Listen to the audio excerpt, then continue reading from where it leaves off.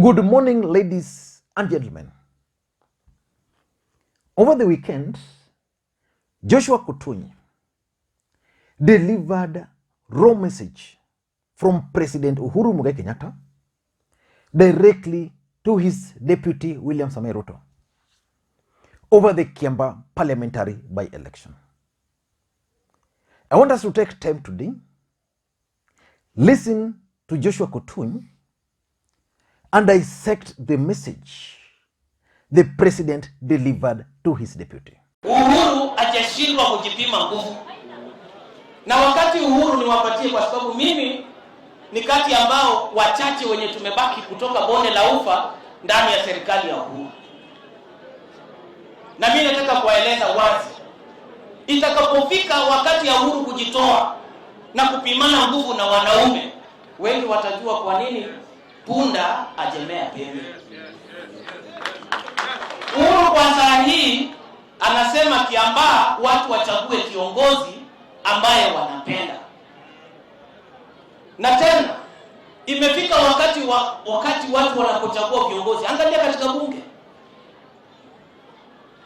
mtu akipewa microphone inaonyesha tabia na elimu ya watu wa sehemu yake. Isikuwe ni nyinyi kesho mtachagua mtu akifika akitaka kuzungumza anakuwa kigugumizi. No, that's Joshua Kutuny. Joshua Kutuny is not just an ordinary member of parliament. Number one, Joshua Kutuny served as a political advisor to President Uhuru Kenyatta between 2013 and 2017. During that period, especially during the 2013 general election, William Ruto had identified certain politicians from Rift Valley and decided they were not going to make a comeback. So Joshua Kutuny was one of them. But despite winning the presidency and Joshua Kutuny losing in Cherangani, President Uhuru Kenyatta still went further and picked Joshua Kutuny, a man who Deputy President William Ruto had no respect or value for, to serve him as his political advisor. So for 4 years or 5 years, Joshua Kutuny served as the political advisor to President Uhuru Kenyatta, based right at State House. When election time came in 2017, because URP and TNA had merged, he managed to make a comeback as a member of parliament. So he's still very close to President Uhuru Kenyatta.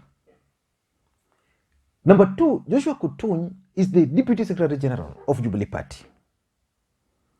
Remember, the president removed all allies of his deputy from Jubilee Party, especially the leadership of Jubilee Party. And Joshua Kutuny was elevated as the Deputy Secretary General of Jubilee Party. So the statement by Joshua Kutuny is actually significant, politically speaking, because it's not the first time the president is delivering his message to his deputy through Joshua Kutuny. Now, before I get into the details about that particular message, we all know that the people of Kiambaa constituency are going to the polls to elect their new member of parliament. William Samoei Ruto, who has always avoided any direct confrontation with the president for a long time, decided to confront the president in Kiambaa, in his own county. Earlier, Moses Kuria sponsored a candidate against the president in Georgia, and the president was humiliated. So Kenyans will be watching to see how the president is going to perform in Kiambaa. Because personally, I strongly believe that if the president is going to be defeated in Kiambaa, that's going to mark the end of Jubilee.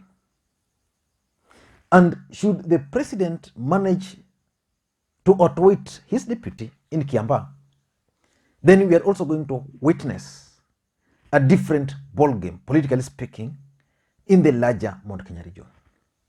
But what message was the president trying to send through Joshua Kutuny, through that statement? In my considered opinion, there were 4 messages. Again, before we go into all those, if you're watching this channel for the first time, I want you to take a second or 2 and click the subscribe button so that next time we produce a video like this, YouTube will automatically notify you. To the subscribers, I want to continue thanking you guys for your continued support. Now, these are some of the messages the president was sending to his deputy through Joshua Kutuny. Number one, President Uhuru Kenyatta is going to deal with his opponents at the right time. In fact, Joshua Kutuny asked them whether they have an idea why a donkey has no horns. So the timing. So the Kiambaa parliamentary by-election, based on Joshua Kutuny's statement, the president is still just watching. But in the next few days or few weeks or even few months, the president is likely to start countering, start facing, and start dealing with William Samoei Ruto and all his allies. That's what I'm getting from Joshua Kutuny's statement when he said this. Uhuru hajashindwa kujipima nguvu. Na wakati Uhuru niwapatie, kwa sababu mimi ni kati ambao wachache wenye tumebaki kutoka bonde la ufa ndani ya serikali ya Uhuru. Na mimi nataka kuwaeleza wazi, itakapofika wakati ya Uhuru kujitoa na kupimana nguvu na wanaume, wengi watajua kwa nini punda ajemea pembe. Number 2, President Uhuru Kenyatta is also trying to tell his deputy and the people of Kiambaa that the people of Kiambaa deserves to elect someone they love, not someone imposed on them by outsiders. And probably that's why the president is not trying to interfere with that by-election. And according to the president, based on this statement, that person is the guy running on Jubilee Party. But of course, that's a gospel which cannot be sold to any other person of another political party. William Ruto is using Kiambaa parliamentary by-election to teach the president a political lesson. The president is telling him that for me, I want the local to elect someone they can work with, someone they love. Kiambaa by-election is actually also being used to test the strength of William Ruto's campaign machinery in the larger Mount Kenya region. And that's why they didn't go as the People's Empowerment Party. Just look at the kind of branding UDA has unleashed in Kiambaa. It's massive, it's yellow. They're painting it yellow, Jubilee is painting it red. So basically there's a divide, there's a line already.